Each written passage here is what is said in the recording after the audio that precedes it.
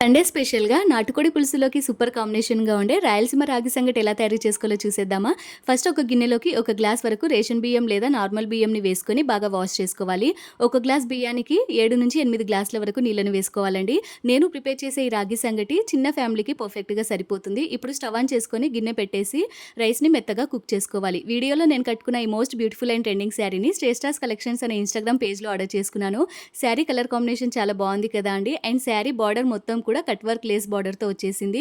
And ఈ శారీ కట్టుకుంటే light వెయిట్‌గా చాలా బావుంటుంది. క్లాత్ వచ్చేసి టిష్యూ పేపర్ క్లాత్ ఉంటుంది కదా! సేమ్ అలాగే ఉంటుంది.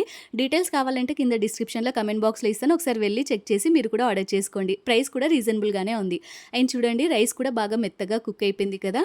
ఇప్పుడు మంటను లో ఫ్లేమ్‌కి అడ్జస్ట్ చేసుకొని 2 గ్లాసుల వరకు రాగి పిండిని వేసుకొని మూత పెట్టేసి ఒక నిమిషం పాటు పక్కన పెట్టేసేయండి.